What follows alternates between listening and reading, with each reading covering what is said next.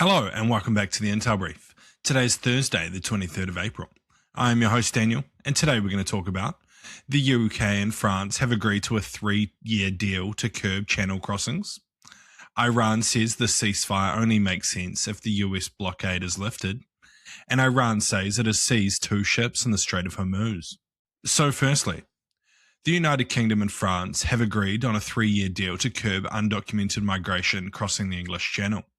Under the agreement, France will step up patrols across its coast, increasing the number of officers by more than 50% to 1,400 by 2029, while the UK will provide up to €766 million in funding. Almost a quarter of the money will come only if measures prove effective. The UK Home Secretary Shabana Mahmoud and French Interior Minister Laurent Nunez were expected to sign the 3-year agreement in France on Thursday. So what? This is likely a move by the UK government to not get absolutely wrecked in the next election. Immigration is one of the hottest topics in the UK right now, on top of cost of living and housing like everywhere else in the Western world. But this is an absolute massive topic in the UK. There's been 2 new political parties that have been founded basically on this problem, and they are currently surging in the polls and taking local elections pretty quickly. I do think this is unlikely to change what is happening a huge amount, and it doesn't fix other problems around immigration, including the large number of illegal immigrants that are already in the United Kingdom that the UK is paying for, housing, and dealing with.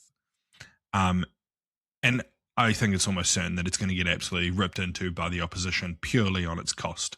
We are paying France a lot of money to do not much. So yeah, I don't think it's going to go down too well, despite it being somewhat of a positive step.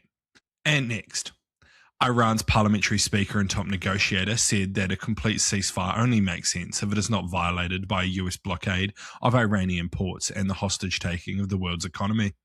In a post on X, he said that the reopening of the Strait of Hormuz was impossible given such flagrant breaches of the ceasefire. He added that the only way forward is to recognize the rights of the Iranian people. Earlier, US President Donald Trump said the United States would continue to blockade all Iranian ports. So what? He's got a point. Why should Iran stop here? It seems highly likely that Trump is going to delay the end of this quote-unquote ceasefire that seems to be basically anything but a ceasefire at this point, as long as possible. But it also seems unlikely he's going to get what he wants from Iran. I think it's likely it's going to devolve back into another conflict, or the US is going to have to make a terrible deal and lose all influence in the Middle East.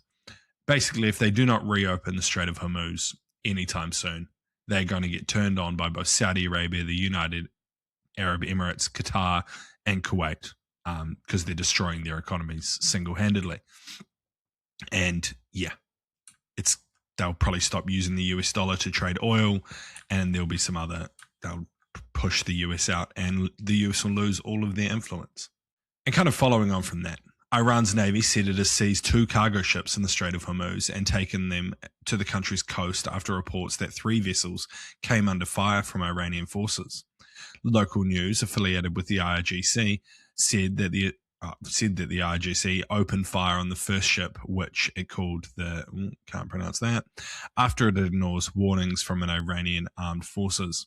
The second ship, the Euphoria, was then stopped after being fired upon, followed by the targeting of a third vessel. The IRGC affiliated news outlet said that the Revolutionary Guard was behind the attacks. So what? In a statement on a news show shortly after this, Caroline Levitt said that this wasn't a breach of the ceasefire because the ships didn't belong to the US or Israel. And it kind of shows that the US needs this to work. As I just talked about, I think the US is desperate here for a ceasefire agreement. I think they will do anything to get it, possibly taking a terrible deal. And I think this is something that's much, much bigger and something I'm kind of looking into for a YouTube video that might come out this week, depending on how it goes. But I think this might be the end of US hegemony. I think the US has kind of fallen off.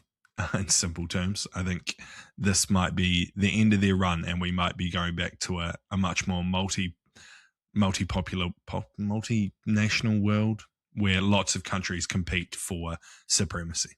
I think we've been leading to it for a while, but I think this might be the final nail in the coffin for US hegemony, and we'll probably see a lot more conflict for it. But this is a much bigger topic that I'll talk about in a video over on my main channel. So make sure you go check it out and subscribe. Also subscribe here; it really helps me out, please.